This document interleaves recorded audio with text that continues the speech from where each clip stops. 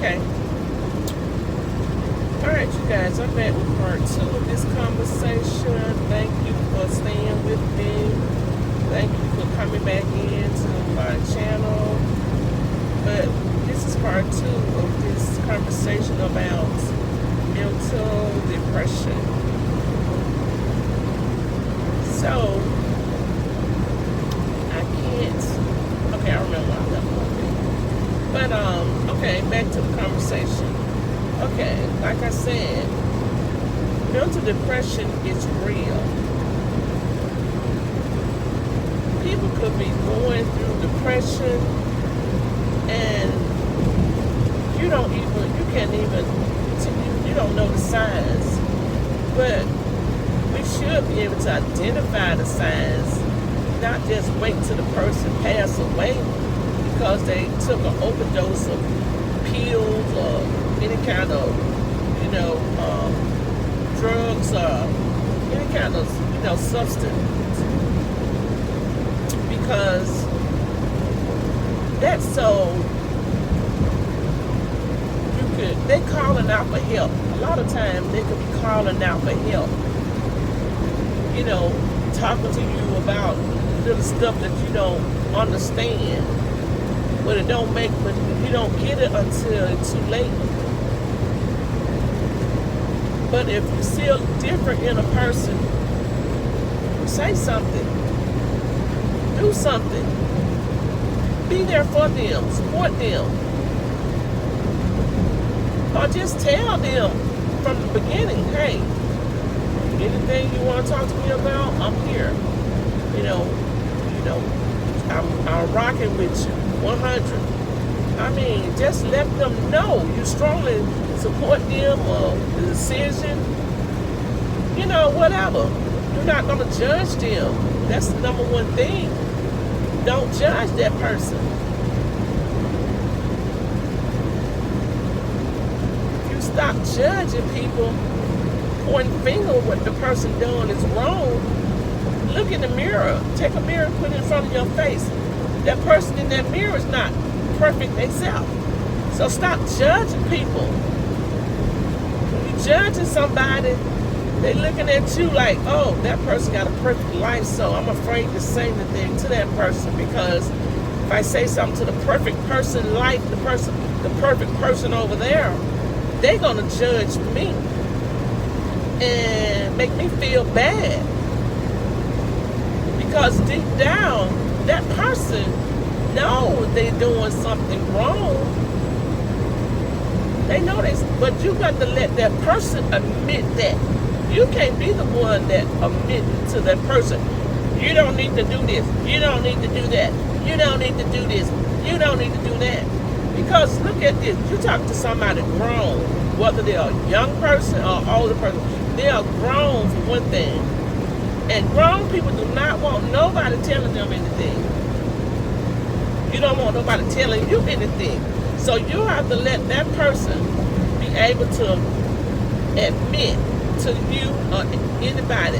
If they trust you to tell you, hey, I'm going through a little problem right now, and I don't know what to do. They're going to cry out to you because they feel in their heart that you really want to hear what, you're there for them, to help them. They don't want to say, they don't want you to make the decision. It's everybody's choice. Everybody got to make their own choice in life. We choose how we live. We choose what we do as grown people. We start doing that after the age of pretty much, I said 18, moving out your parents' house. We start, making our own decision, doing what we want to do because we feel like we are grown now. Okay? So,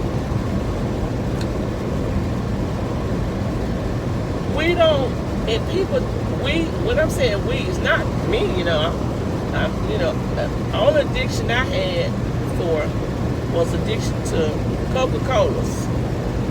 Yes, I had an obsession with Coca-Colas. I used to buy Coca-Colas, by the cases, and I have them in the corner in my kitchen. Every time I look in the refrigerator, my refrigerator get, if I keep 6 of them in there at a time, Oh, once I get down to about 3 of them left in there, I'm feeling for 6 more in there. Oh, I keep 6 in there all the time. Get down to 3, put 6, 6 to make sure it stays at 6 at a level of 6 all the time. But I was drinking so much Coca-Cola. One night, I was having a heart attack. I'm like, good Lord. Like my chest like about to bust open. I was like, what's going on with me? What's going on? And I was by myself. I was crying. Because I didn't know what happened. So what I did, I pulled my phone out. One day I'm going to be able to show y'all that video. I pulled my phone out. And I'm thinking I was dying. And I pulled the phone out so I can leave a message for my family, my kids especially, about, what happened to me or how I've been feeling. I expressed a lot of stuff. I don't want to look at the video because it was so much I expressed on that video because I'm thinking I was dying with a heart attack. And so I prayed to the Lord and asked him, please, Lord, whatever going on, please help me, Jesus. Help me. I need you, Jesus. Help lift this burden, whatever going on. Don't let me die by myself. I prayed to God. And so I still didn't thought that was the Coca-Cola. I didn't know it was the Coca-Cola. So maybe, later on that the next night, that night, I don't think I drank another Coca-Cola. And then I started realizing that morning, I said, when I drank some Coca-Cola that morning, I said, I said, like my chest want to hurt again. Then I said, well, I probably don't need to drink no more of this. So I put the stuff down. And so when I finally went to my doctor, and I told him about what happened, he asked me, he said, you been drinking caffeine? I said, the first thing I thought about coffee. I said, no, I don't drink coffee. He said, you don't drink Coca-Cola? I said, ooh, I love Coca-Cola, Doc. I said, I just love this Coca-Cola. And I can't live without it. He said, that's what it is. He said, how much you drink? I said, Doc, I drink, sometimes I drink about 3 or 4 cans a day. He said, that's what it is. You drinking too much of that Coca-Cola. You need to stop drinking it. He said, because you got too much, it gives you too much caffeine. So from that day on, I said, Lord, and trust me, the rest of the Coca-Cola I had in the house, I think I gave them, I believe I gave them away. I didn't drink another Coca-Cola. That was it for me with that Coca-Cola. And I was tempted when I go to the store. I'll be tempted. I looked at first it was hard for me to drink.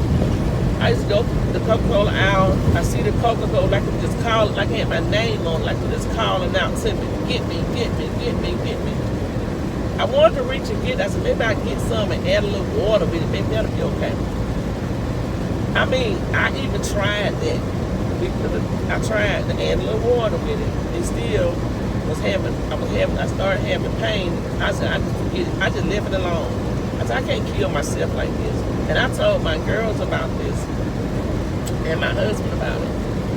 And so, and I told my sister about it. I didn't tell her at the time because she knew I like Coca-Cola. So when she came down to my house, she always bring me something. She brought me some chips and so she brought me something to drink. And I had told her to bring me some bag of chips when she come down. So she stopped at the store and brought me a bag of chips. So she decided to get me a Coca-Cola to drink with it because she know I love Coca-Cola. Don't you know when she brought that Coke to me, I said, oh Lord, I said, I cannot drink it. Not broke down and told her I couldn't drink it. And why? She said, well, you're not going to get this then. And so she didn't give me, so she took it back. But that Coca-Cola was addiction to me. It was hard. It's hard, but now I'm better. I can go to the store, look in the freezer, in the refrigerator at the store, and I can grab Mountain Dew or Sprite, and that Coke be up there looking pretty, but I still won't touch it. I won't hardly look at Coca-Colas now. But at first it was hard for me to bypass it without looking. I had to stop and look at it. The only thing I was doing then was getting upset. I was being upset about looking at it.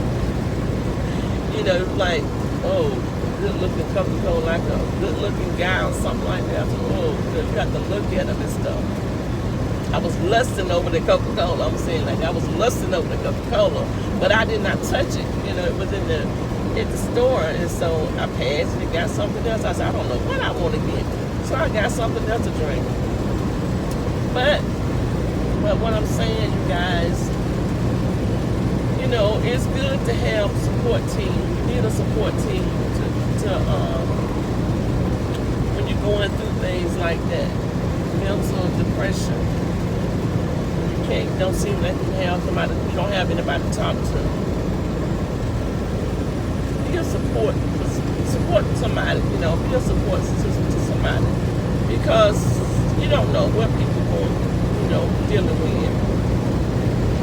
I mean, they don't have to lose anybody. It probably just be, they probably broke up with the girlfriend, broke up with the boyfriend, and just feel like they all alone. And some people just, cannot deal with being alone. Some people really can't deal with being by themselves. But me, I can deal with being by myself. Matter of fact, I love being by myself. To be honest, I love it.